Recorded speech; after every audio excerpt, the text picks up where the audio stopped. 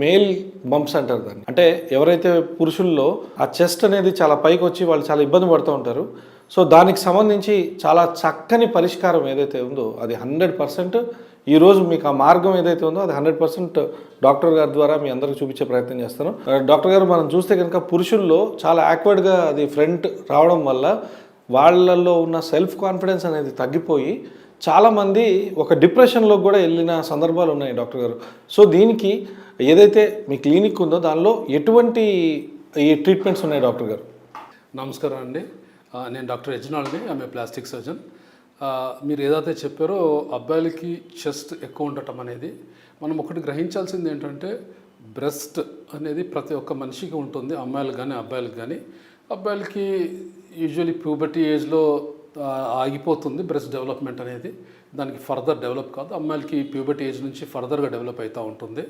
కానీ కొంతమంది అబ్బాయిలకి ఫ్యాట్ అక్యుములేషన్ బట్టి, అంటే వాళ్ళు ఒబేసిటీ బాగా ఎక్కువ ఉండటం బట్టి వాళ్ళకి అక్కడ ఫ్యాట్ అక్యుములేట్ అయ్యి కొద్ది బ్రెస్ట్ సైజ్ పెద్దగా ఉండటము, దాన్ని బట్టి వాళ్ళు బయటకు వెళ్ళలేకుండా, ఇతరుల మధ్యన వెళ్ళలేకుండా, లేక ఏదైనా టీషర్ట్ వేసుకోవటం కానీ వీటిలో కొద్దిగా కష్టపడతాము, లేదా స్విమ్మింగ్కి వెళ్ళాలంటే కష్టపడతాం అనేది జరుగుతుంది. ఫ్యాట్ అక్యుములేషనే కాకుండా ఇంకో రకంగా ఏంటుంటుందంటే బ్రెస్ట్ గ్లాండే పెరగవచ్చు. ఎందువల్ల పెరగవచ్చు? ఒకవేళ వాళ్ళకి ఏదైనా హార్మోనల్ ప్రాబ్లమ్స్ ఉంటే బ్రెస్ట్ మీద ఆ హార్మోన్స్ యాక్ట్ చేసి, ఆ గ్లాండ్ ఎలాగైతే అమ్మాయిలకి హార్మోన్స్ యాక్ట్ చేసి మరి బ్రెస్ట్ పెరుగుతుందో, అట్లనే అబ్బాయిలు కూడా హార్మోనల్ ప్రాబ్లం ఉండి మరి బ్రెస్ట్ మీద యాక్ట్ చేసి మరి ఆ రకంగా బ్రెస్ట్ పెరగటం అనేది జరుగుతుంది. మూడో రకంగా ఏంటంటే ఇడియోపతిక్ అంటాము. అంటే ఏంటంటే బేసికలీ అది ఎందుకు పెరుగుతుందో మనకి ఐడియా ఉండదు.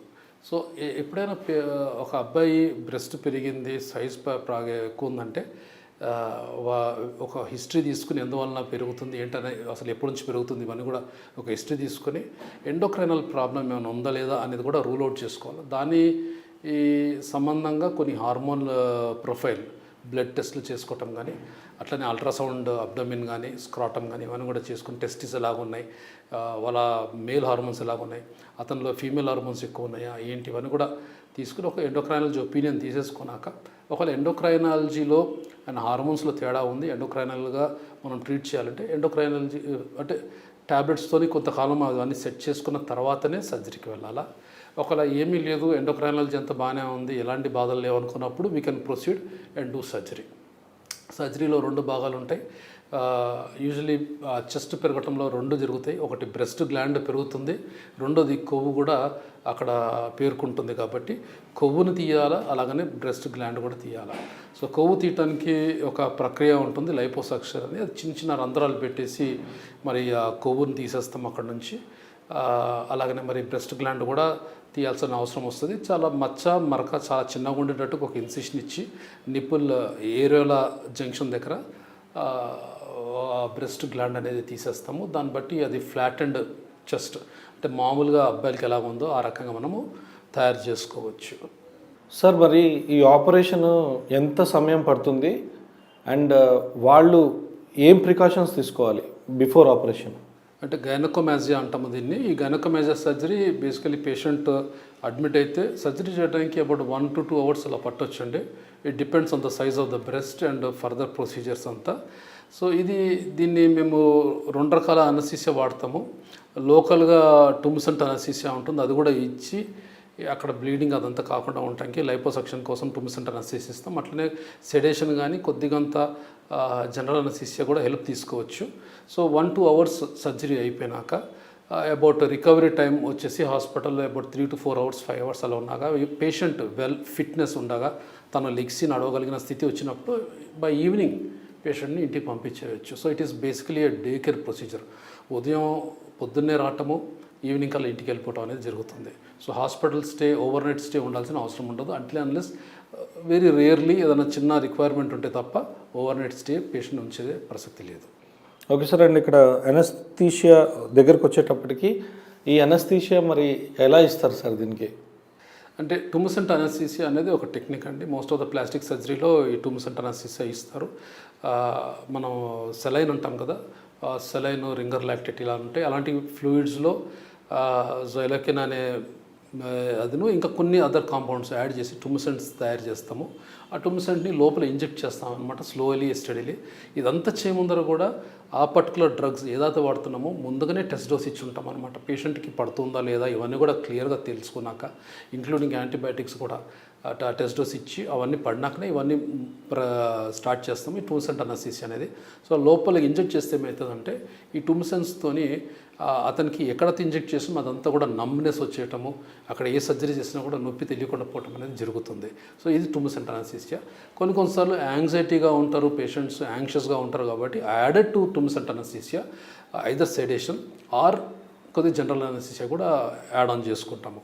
టుమిసెంట్ అనస్థీసియా చేసుకుంటే కొద్ది త్వరగా ఇంటికి వెళ్ళిపోవచ్చు. ఓన్లీ టుమిసెంట్ అయితే జనరల్ అనస్థీసియా యాడ్ ఆన్ అయితే కొంచెంసేపు పేషెంట్ టోటల్ రికవరీ ఉండి పేషెంట్ స్టేబుల్ అయ్యేంత వరకు ఉంచి ఆ తర్వాతనే పేషెంట్ నడుస్తున్నప్పుడు అంటే అంబులేటింగ్, మంచి పేషెంట్ అంబులేట్ చేస్తున్నాడు, వెళ్తున్నాడు, టాయిలెట్కి వెళ్ళాడు, వచ్చాడు, is fit to be discharge అన్నప్పుడు పంపించేస్తాం. ఇదంతా కూడా in general even if general anaesthesia ఇచ్చినా కూడా most of the time 99.9% of the time ఇది మనకి డే కేర్ సర్జరీ, అంటే ఉదయం అడ్మిషన్ బై ఈవినింగ్ వెళ్ళిపోవటం అనేది జరుగుతుంది. సార్ మరి దీనికి ఏ రకమైన ప్రికాషన్స్ ఉంటాయి? అంటే బిఫోర్ ఆపరేషన్ ఏంటంటే there are some precautions to be taken. So ఎలాంటి ప్రికాషన్స్ తీసుకోవాలి పేషెంట్? అంటే బిఫోర్ సర్జరీ ఏంటంటే పేషెంట్ చెక్ చేయడం అనేది జరుగుతుంది. పేషెంట్ దగ్గర నుంచి ఒక సర్జికల్ ప్రొఫైల్ తీసుకోవాల్సిన అవసరం ఉంటుంది. సర్జికల్ ప్రొఫైల్ అంటే కొన్ని బ్లడ్ టెస్ట్లు ఇవన్నీ చేస్తాము. ఒకవేళ ఏజ్ని బట్టి ఒకవేళ if patient is more than 30 years ECG కూడా చేస్తాం. If patient is above 40 or 45 years ఒక చిన్న 2D ఎక్కువ కూడా యాడ్ ఆన్ చేస్తాము.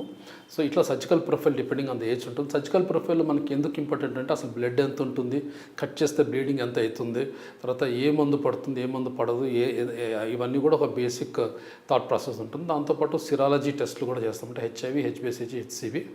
ఎందుకంటే ఇప్పుడు ఎవరైనా పాజిటివిటీ సర్జరీ చేయము అని అనేది కాదు, కానీ పాజిటివిటీ వాళ్ళకి ఇన్స్ట్రుమెంట్స్ వేరే ఉంటాయి, నెగిటివ్ వాళ్ళకి ఇన్స్ట్రుమెంట్స్ వేరే ఉంటాయి. కాబట్టి ఇవన్నీ కూడా సర్జికల్ ప్రొఫైల్ అయిపోయినాక పేషెంట్ ఫిట్నెస్ కరెక్ట్గా ఉందనుకుంటే మనము అది ప్రీ ఆపరేటివ్ తీసుకునే ఫిట్నెస్ ఇది, అది అయిపోయినాక దాన్ని సర్జరీ చేసుకుంటాం. పోస్ట్ ఆపరేటివ్ ప్రికాషన్స్ వచ్చేసి ఏంటంటే వారికి పోస్ట్ ఆపరేటివ్ గార్మెంట్స్ ఇస్తాము, కంప్రెషన్ గార్మెంట్స్ అని టైట్గా వేసుకునేవి. ఎందుకు ఇస్తామంటే సర్జరీ అయిపోయినాక ఇట్ ఈస్ లైక్ ఆ ఫ్యాట్ తీసేయటము, బ్రెస్ట్ గ్లాండ్ తీసేస్తే స్కిన్ అంతా లూజ్గా ఉండిపోతుంది. అదొక లూజ్ బెలూన్, గాలి తీసేసిన బెలూన్ ఎలా అయితే లూజ్ అయిపోతుందో ఆ రకంగా లూజ్ ఉండి కొద్దిగా స్పేస్ ఉంటుంది. కాబట్టి ఆ స్పేస్లో నీరు కొన్నిసార్లు రావచ్చు, లేదా కొన్నిసార్లు చిన్న బ్లీడ్స్ రావచ్చు. ఇలాంటివి కాకుండా ఉంటానికి ఒకటి. రెండోది అది టైట్గా ఉండటం బట్టి అదొక షేప్ ఇవ్వటం అనేది జరుగుతుంది, కౌంటరింగ్ జరుగుతుంది. కాబట్టి దానికోసం అనేసి కంప్రెషన్ గార్మెంట్స్ ఇస్తాము. ఇంకొక ఇంపార్టెంట్ పాయింట్ అంటే ఇమీడియట్లీ ఎక్సర్సైజ్కి వెళ్ళటం కానీ, హడావుడిగా నడవటం కానీ, జంపింగ్ చేయడం కానీ ఇలాంటి చేయకూడదని చెప్తాం. ఎందుకంటే బ్లీడ్ అయ్యే ఛాన్స్ ఉంటుంది. ఒకవేళ బ్లీడ్ అయితే మళ్ళీ అక్కడ రక్తం గడ్డ కట్టుకోవటం ఇవన్నీ జరుగుతాయి. కాబట్టి for about nearly 1 to 2 months exercises నుంచి దూరంగా ఉండమని చెప్తాము. కంప్రెషన్ గార్మెంట్స్ వచ్చేసి అబౌట్ ఫర్ నియర్లీ 1 month 24/7 ఇస్తాం. దాని తర్వాత ఓన్లీ నైట్ టైం వేసుకోవటం అనేది చెప్తాం అనమాట. ఇంకొక ప్రికాషన్ ఏంటంటే హ్యాండ్ మూమెంట్స్ గురించి కూడా వాళ్ళకి నేర్పుతాం. ఎందుకంటే సర్జరీ చెస్ట్ మీద అయింది కాబట్టి చేతులు ఎక్కువ దూరం జరుపుతూ ఉంటే వాళ్ళకి ప్రాబ్లం అవుతుంది. కాబట్టి ఎంతవరకు దూరం జరపచ్చు ఏంటనేది కూడా ఇవి కూడా వారికి ముందుగానే అన్నీ చెప్పి పోస్ట్ ఆపరేటివ్ కేర్ కూడా వాళ్ళకి కరెక్ట్గా ఇచ్చి ఇంటికి పంపుతాం అనేది జరుగుతుంది.